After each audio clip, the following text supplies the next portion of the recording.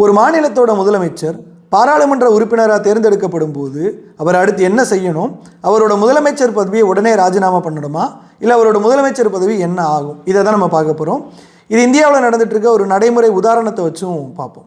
இதுக்கு முன்னாடி விதி 101/2 இது என்ன சொல்லுது அப்படின்னா, ஒரு உறுப்பினர் ஒரே நேரத்தில் பாராளுமன்றம் மாநில சட்டமன்றம் ரெண்டுலேயுமே உறுப்பினராக இருக்க முடியாது.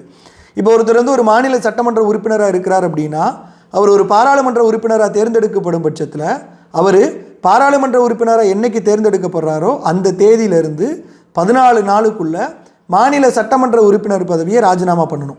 அப்படி அவர் ராஜினாமா பண்ணலை அப்படின்னா அவருடைய பாராளுமன்ற உறுப்பினர் பதவி 15வது நாளில் காலியாயிடும். இதுதான் சட்டம் சொல்லுது. இப்போது பீகாரோட முதலமைச்சர் திரு நிதிஷ்குமார் அவர்கள் அவங்களுடைய இப்போ நடைமுறை சம்பவத்துக்கு வருவோம். மார்ச் 16, 2026 அன்னைக்கு பீகாரோட முதலமைச்சர் திரு நிதிஷ்குமார் அவர்கள் ராஜ்யசபா எம்பியா பாராளுமன்ற உறுப்பினராக தேர்ந்தெடுக்கப்படுறாங்க. இப்போ சட்டம் என்ன சொல்லுது, நீங்கள் ஒரு பாராளுமன்ற உறுப்பினராக தேர்ந்தெடுக்கப்படுறீங்க, அதே நேரத்தில் நீங்கள் ஒரு மாநில சட்டமன்ற உறுப்பினராக இருந்தீங்க அப்படின்னா 14 நாளுக்குள்ளே மாநில சட்டமன்ற உறுப்பினர் பதவியை ராஜினாமா பண்ணணும். ஸோ மார்ச் 16ஆம் தேதி ராஜ்யசபா எம்பியாக தேர்ந்தெடுக்கப்படுறாரு. மார்ச் 30ஆம் தேதி அவரோட பீகாரில் வந்து எம்எல்சி உறுப்பினராக இருந்தார். அந்த எம்எல்சி உறுப்பினர் பதவியை ராஜினாமா பண்ணிட்டார்.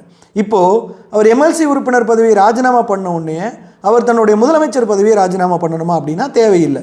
ஏன்னா விதி 164/4 என்ன சொல்லுது அப்படின்னா, ஒரு மாநிலத்தில் அமைச்சரோ முதலமைச்சரோ எம்எல்ஏவாக இல்லாமல் 6 மாதத்துக்கு பதவியில் இருக்கலாம். தட் மீன்ஸ் இது நம்ம இப்படி சொல்லணும், ஒரு மாநிலத்தில் வந்து யார் வேணால் அமைச்சராக இருக்கலாம், யார் வேணால் முதலமைச்சராக இருக்கலாம். ஆனால் அவங்க பதவி ஏற்றதுலேருந்து 6 மாத காலத்திற்குள்ளே எம்எல்ஏவாகவோ அல்லது எம்எல்சியாகவோ ஆகணும். சரியா? இப்போ இவர் எம்பியாக இருந்தாலுமே இவர் தன்னுடைய முதலமைச்சர் பதவியை ராஜினாமா பண்ணணும்னு அவசியம் இல்லை. அடுத்த 6 மாதத்துக்கு முதலமைச்சராக கூட இருக்கலாம். ஸோ இப்போது திரு நிதிஷ்குமார் அவர்கள் தன்னுடைய எம்எல்சி பதவியை மட்டும்தான் ராஜினாமா பண்ணியிருக்கிறாங்க. அவர் தன்னுடைய முதலமைச்சர் பதவியை இன்றைக்கி தேதி வரைக்கும் ராஜினாமா பண்ணலை. நன்றி.